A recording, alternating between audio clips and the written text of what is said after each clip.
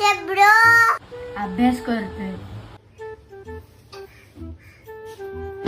हे कोणाची वही आहे? मित्राची. कॉपी करतोय. करावी लागते. का? शाळेत नव्हतो गेलो काल. का?